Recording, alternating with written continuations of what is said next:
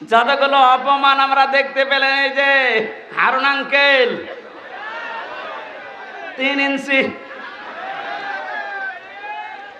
এই লোকটা অপমান হওয়ার পেছনে আমি যতটুকু দেখেছি, আমার সাথে ওই ছোট হুজুরটা ছিল প্রথমে 2 মাস, ওই যে মাদানি রফিকুল ইসলাম মাদানি মাওলানা আমারে বলছিল, হামজা ভাই, ভাই বলে এই জন্য কারণ ওর বয়স আমার বয়স সেম সেম, দেখতে ছোট কিন্তু বয়স আছে। এখন তোর বয়স 30 আর আমার 32।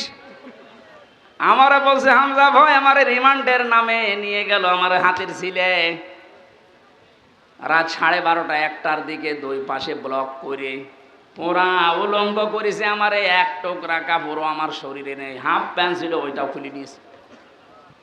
আমার হাতে একটা সিগারেট ধরিয়ে দিয়েছে, পাশে একটা অর্ধ উলঙ্গ মহিলা কোত্থেকে নিয়ে এসে দাঁড় করিয়ে ছবি তুলছে, বলছে এটা সকালে ছড়িয়ে দেব, মানুষ বুঝবে যে হুজুর কত খারাপ।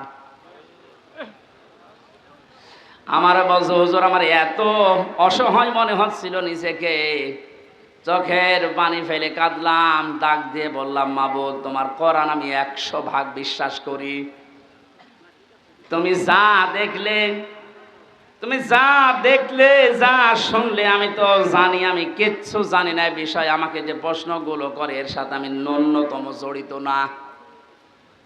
সন্ত্রাস বিরোধী আইনে মামলা দিয়েছে উল্টাপাল্টা করে। এক এসআইকে ডাক দিয়ে বললাম, ভাই আমার সাথে আপনারা যা করছেন, রাস্তা তো ব্লক করা, কেউ আসতে পারে না, হারুন স্যার কি জানে? ওই এসআই বলছে, হারুন স্যার জানে না মানে উনি তো করাচ্ছে। আকাশের দিকে মুখ দিয়ে বললাম, বাবু তোমার আরশের দিকে আমি মুখ করে আমি ছোট হই, কিন্তু আমি একজন আলেম, আমি এখন মজলুম। আর নবীজি জানিয়েছেন, মজলুমের দোয়া আর আল্লাহর ভেতরে কোনো পর্দা থাকে না। এই বাস্তবতা এবং বিশ্বাস নিয়ে তোমার কাছে বলছি, আল্লাহ জীবনে তোমার কাছে যদি কিছুই কবুল না হয়, তবে এই কথাটা তুমি একটু শোনো, আমাকে যেভাবে অপমান করেছে যার নির্দেশে, তাকে তুমি কিছু দেখিও। আল্লাহ দেখিয়েছেন। জীবিত অবস্থায় 3 ইঞ্চি, মহিলারা পর্যন্ত এখন জিকির করছে 3 ইঞ্চি 3 ইঞ্চি, তার কত নিচে নামাবে বলেন?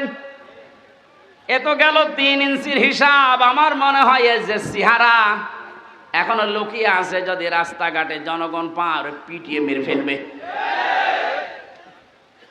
এই জালেমকে যদি কেউ সাহায্য করে, কথা দিয়ে, সমর্থন দিয়ে, সাপোর্ট দিয়ে, সে আল্লাহর নবীর দল থেকে খারিজ হয়ে কাফের হয়ে যায়। কত বড় ভয়ঙ্কর কথা, তিরমিজি শরীফের হাদিস। কেউ যদি জালেমকে সাহায্য করে, সহযোগিতা করে, কথা দিয়ে, সাপোর্ট দিয়ে, যেভাবেই হোক, যদি জালেমকে কেউ সহযোগিতা করে, নবীজি জানিয়েছেন সে আমার উম্মত থাকে না। ও বাংলার মুসলমানেরা, নবীর উম্মতের বাইরে যারা, তারা কি?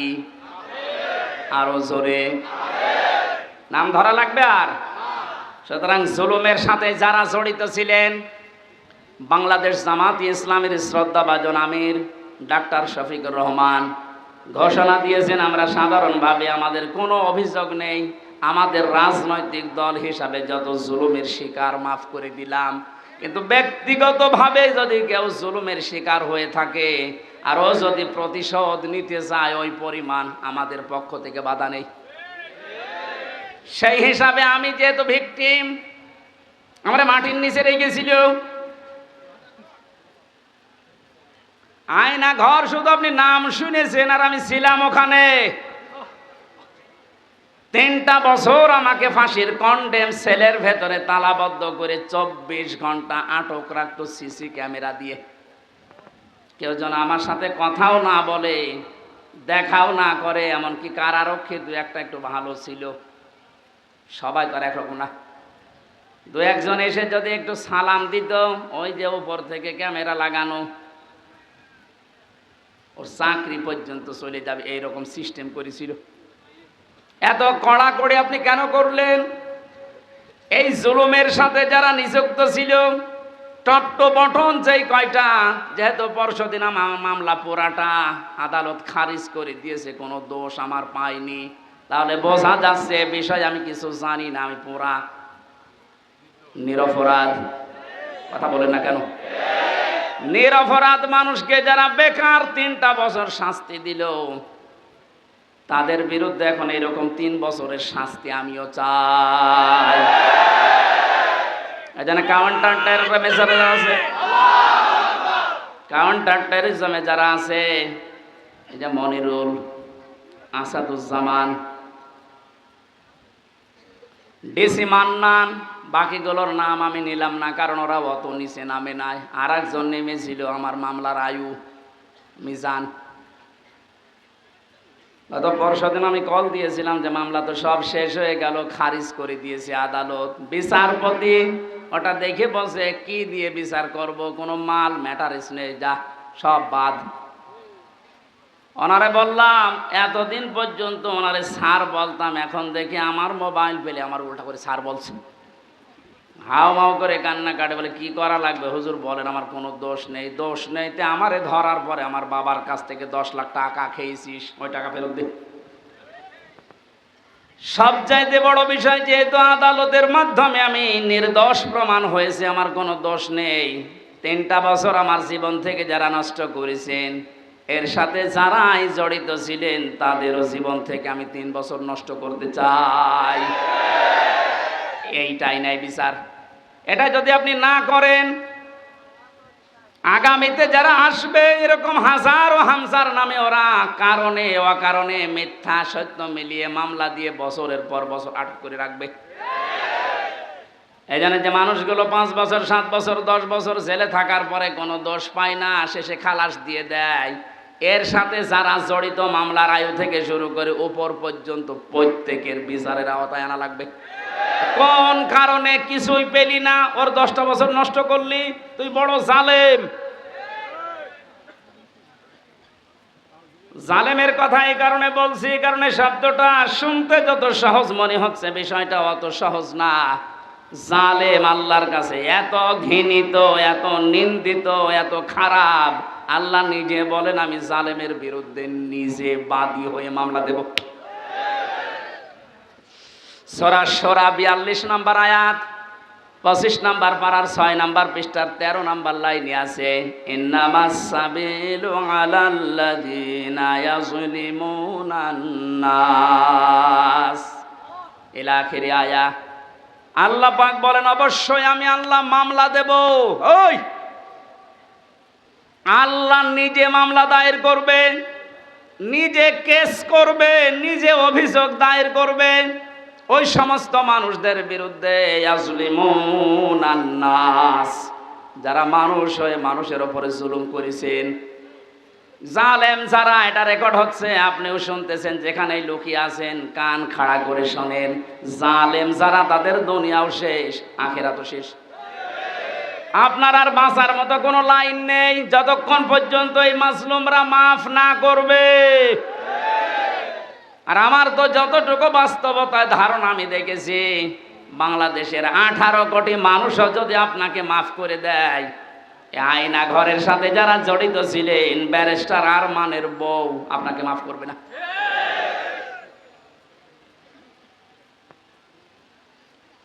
কি অসহায় মনে হতো নিজেকে, মাটির নিচে একদিকে, পেছনে হাত বাঁধা, কালো কাপড় দিয়ে চোখ বাঁধা, ডান্ডা বেড়ি দেওয়া পায়ে, মাজায় দড়ি দিয়ে 11 ঘন্টা টাঙিয়ে রেখেছে। তাও যদি একটা অপরাধ করতাম মেনে নিতে পারতাম, কিচ্ছু জানি না ওই বিষয়ে। কোন পাগল কোন ছাগল নাকি সে সিরাজগঞ্জ থেকে গেছে সংসদ ভাঙবে একটা কাঁচি নিয়ে, তারে পুলিশে ধরেছে, এই এখানে কে, সংসদ ভেঙে ফেলবো। কাঁচি দিয়ে সংসদ ভাঙা যায়? বম মারলে ওড়ে না, আর তুমি কাঁচি নিয়ে এসেছো। ও নাকি বলেছে যে আমি হুজুরের ওয়াজ শুনে উদ্বুদ্ধ হয়ে সংসদ ভাঙতে এসেছি। কোন হুজুর? আমি রামজা, ধরে নিয়ে আয়। এই যে আমার অপরাধ। আমি বারবার বলার চেষ্টা করেছি 164-এ ম্যাজিস্ট্রেটের কাছে, স্যার আমার ওয়াজ আপনার মোবাইলও আছে, আপনি দেখেন তো আমি কোন ওয়াজ করলাম যে আমার ওয়াজ শুনে উদ্বুদ্ধ হয়ে সংসদ ভাঙতে গেল। বলে আমার হাত বাঁধা, কিছু করার নেই। বিচার ব্যবস্থা কোথায় নামিয়েছেন আপনি?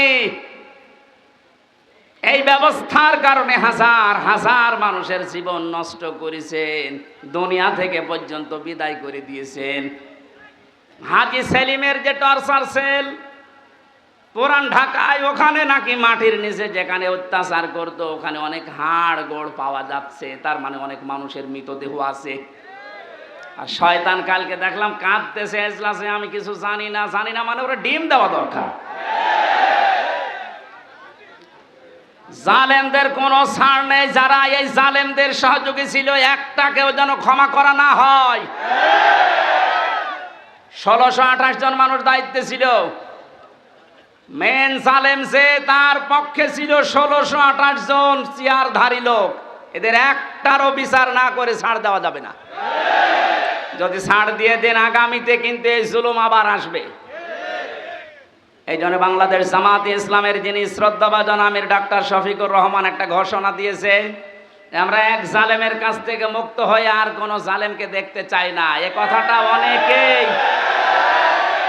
অনেকেই নিজের গায়ে পেতে নিয়েছে। আরে ভাই, উনিকে আপনার নাম ধরে বলেছে, তাহলে আপনি নিজে জুলুম করবেন এরকম আশায় আছেন, এই কারণে নিজের নামের দিকে নিয়ে নিচ্ছেন।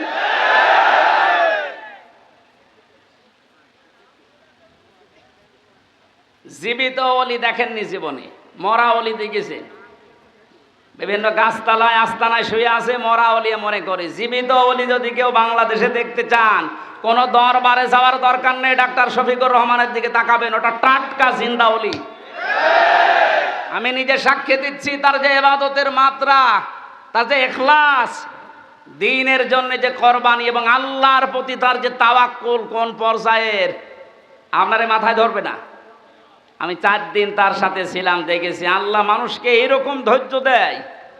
তার ছেলেটা ওই সময় জেলখানায়, তার বউ অসুস্থ, তার দলের লোক হাজার হাজার লক্ষ লক্ষ পালিয়ে বেড়াচ্ছে, অধিকাংশ জেলখানায়, সব কিছু তাদের শেষ 15 বছরে, অথচ লোকটার ভেতরে কোনো টেনশন, কোনো চিন্তার কোনো ছাপ নেই। এত কষ্ট করে জেলখানায় থেকে হাজিরা দিয়ে যখন আদালত থেকে আসতো, বলতাম স্যার একটু ঘুমিয়ে নেন। এই যে 12-13 ঘন্টা 15 ঘন্টা পর্যন্ত এত কষ্ট করে এসে কিছুক্ষণ তেলাওয়াত, কিছুক্ষণ জিকির, কিছুক্ষণ দরুদ শরীফ পড়ে কয়েক ঘন্টা ঘুমিয়ে, এরপরে দেখতাম তাহাজ্জুদের নামাজে যতটুকু পারে পড়ে, এরপরে উনি যে সেজদায় পড়ে যেত 30 মিনিট, 40 মিনিট, 50 মিনিট, 1 ঘন্টা, 1.5 ঘন্টা একটা সেজদায় কাঁদতে কাঁদতে, মুরব্বী মানুষ, চোখের ভুরু পর্যন্ত পাকা, দাড়ি পাকা, ভিজে ভিজে পানি পড়ছে সেজদায়। আপনি ওলি দেখতে চান, অধিকাংশগুলো ফজরের নামাজ পড়ে না। আর এই লোকটার তাওয়াক্কুল আর কষ্ট শিকার দেখেছেন কোন পর্যায়ের। একদিন বলেছিলাম যে স্যার, এখানে দুষ্ট কিছু মানুষ আছে, তারা মোবাইল নিয়ে এসে দেয় চুরি করে।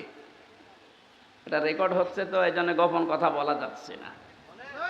এই ভেতরে আবার ঝামেলা বেড়ে যাবে না, ওখানে সব ধরনের সিস্টেম করে। মানুষ কি করবে এখন, অসহায় তারা। বললাম যে আপনারা আমি ওইভাবে একটা ছোট মোবাইল নিয়ে এসে একটু বাড়িতে খোঁজ নেন। আমারে বলছে হামজা কার খোঁজ নেব? কেন? আপনার ছেলে, আপনার বউ অসুস্থ, আপনার দলের লোক সব পালিয়ে বেড়াচ্ছে। আমারে যে কথা শুনিয়েছে আমার জীবন ভরে গেছে। আমারে বলছে হামজা, ধরা পড়ার সময় আমি নিজেই প্রস্তুতি নিয়েছিলাম, 24 ঘন্টায় আমি প্রস্তুতি নিয়ে থাকি কখন ওরা আমারে ধরে নিয়ে যাবে। ধরে যখন নিয়ে এসেছে, আসার সময় আমি সব আমার আল্লাহর কুদরতি হাতে দিয়ে এসেছি।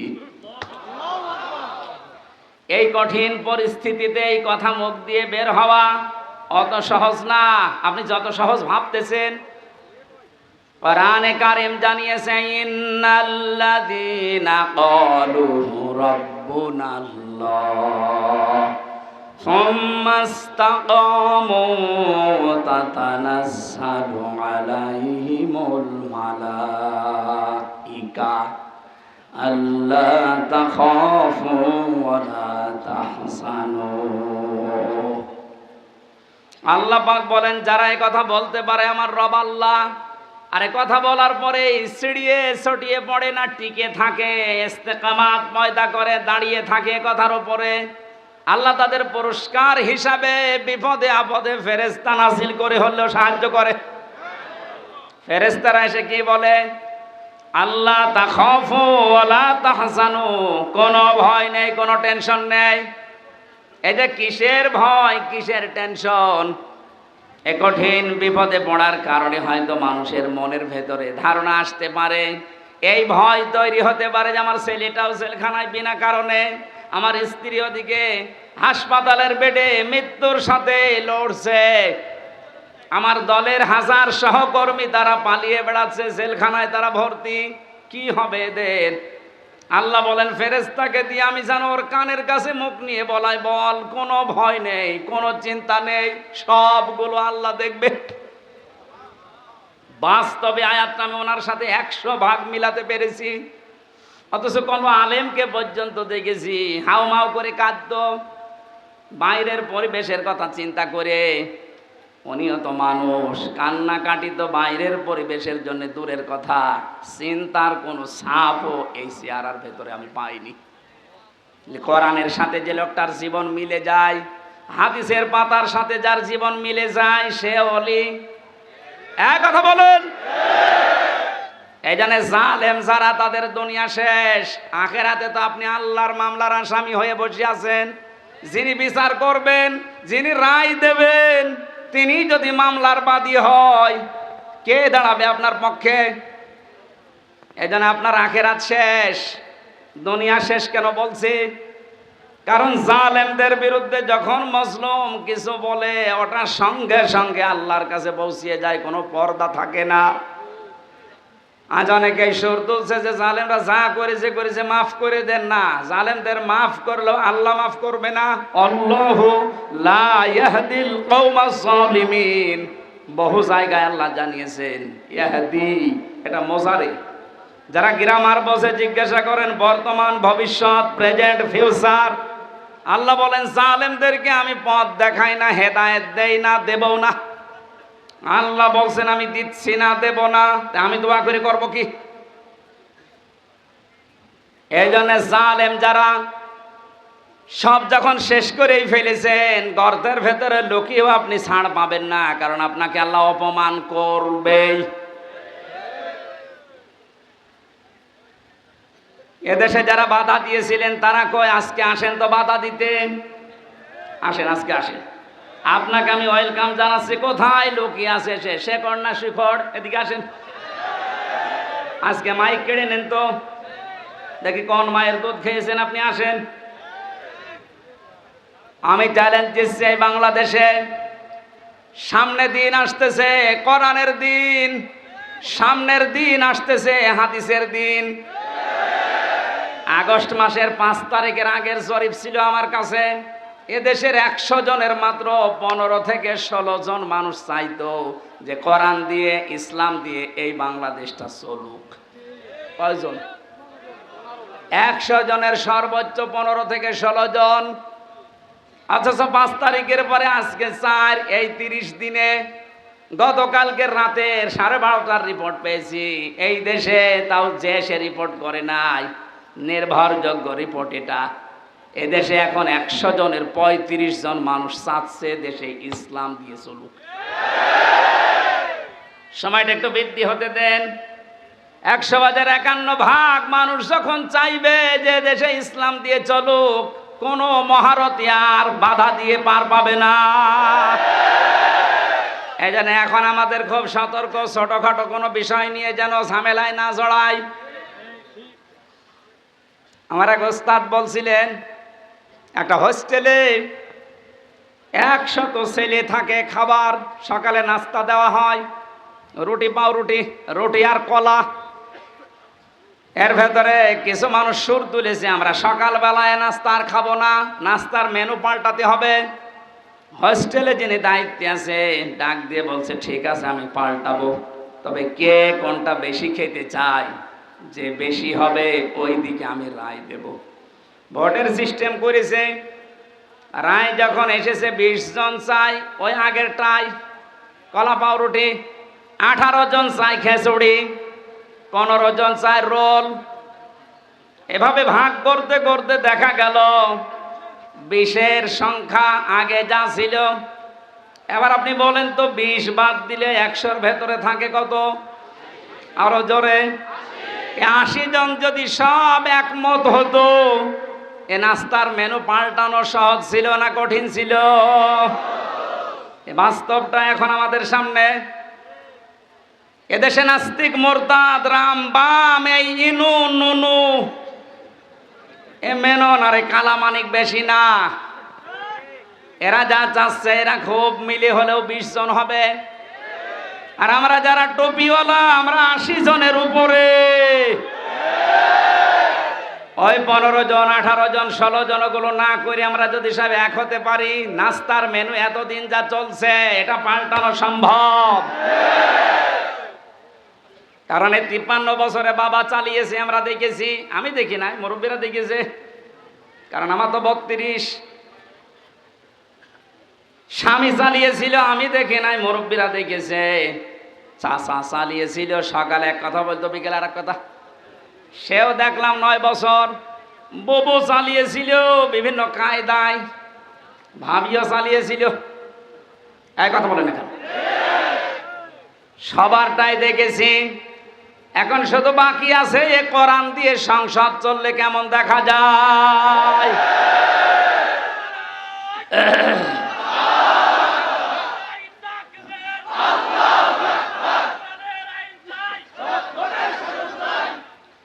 কারা কারা চান আল্লাহর এই কোরআন দিয়ে বাংলাদেশের এই সংসদ চলুক? দেখে লিল্লাহে তাকবীর।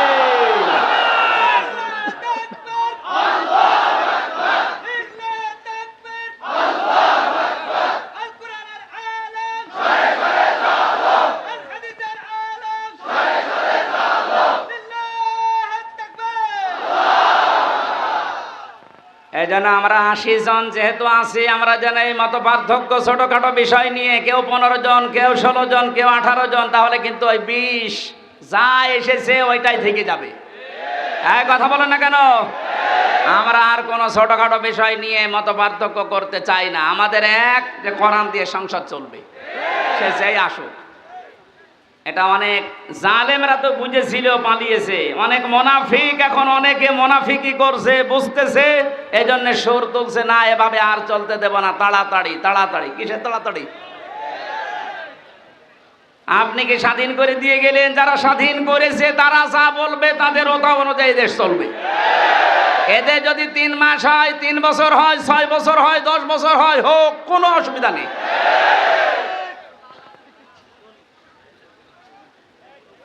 কি অবস্থায় ছিলেন আপনি টের পাচ্ছেন না? কয়েকদিন আগে বাংলাদেশ জামাত ইসলামী কুষ্টিয়া জেলা শাখার উদ্যোগে 500 আলেমকে ডাক দিয়েছিল, সব ঘরনার। 3.5 ঘন্টা আলোচনা হয়েছে। কোনো বাধা নেই, যে যার মতো কোরআন হাদিস দিয়ে বলেছে। আপনি বলেন তো, আগস্টের 5 তারিখের আগে 500 না 5 জন আলেম এক জায়গায় হলে টিকে থাকতে পারতো? কোথায় ছিলেন আর কোথায় এসেছেন? মুনাফিকি করা বাদ দেন। জীবন যারা দিয়ে গেল, আজ ওদের বিরুদ্ধে অনেকে ফতোয়া তুলছে। বৈষম্য বিরোধী ছাত্র আন্দোলনে যারা শহীদ হয়েছে, এরা নাকি শহীদ না, বুক পেতে আত্মহত্যা করেছে। শয়তানি করার জায়গা পাচ্ছ না? শহীদ যারা, এদেরকে যদি কেউ মুখ দিয়ে বলে যে না এরা শহীদ হয়নি, এটা পুরা কোরআনের বিরুদ্ধের কথা। সূরা বাকারা 154 নম্বর আয়াত, আলা তাকুলু লিমান ইউকতালু ফি সাবিলিল্লাহি আমওয়াত বাল আহইয়াউ ওয়ালাকিন লা তাশউরুন। সূরা বাকারার 154 নম্বর আয়াতে আছে, হে নবী, মুখ দিয়ে কোনো দিন এই কথা যেন কেউ না বলে যারা মারা গেছে, না ওরা শহীদ হয়েছে, ওরা মারা গেছে, কথা বলবেন না।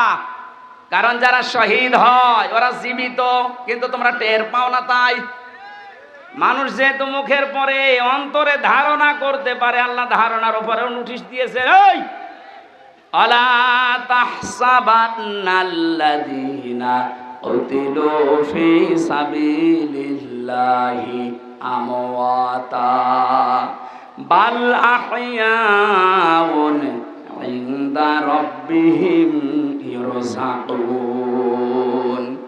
সূরা আলে ইমরান 169 নম্বর আয়াত।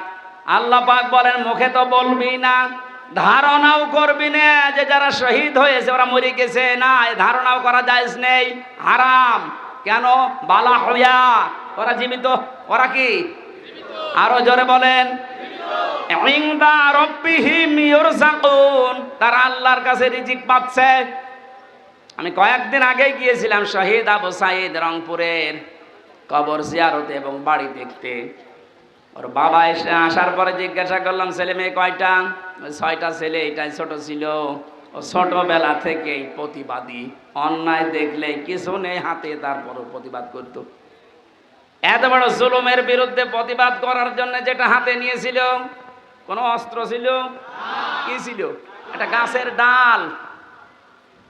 আরে কালা মানিক বলছে না, ওর হাতে অস্ত্র ছিল। ডাল যদি অস্ত্র হয়, তুমি যে কলা পাতায় শুয়েছিল এটা অস্ত্র।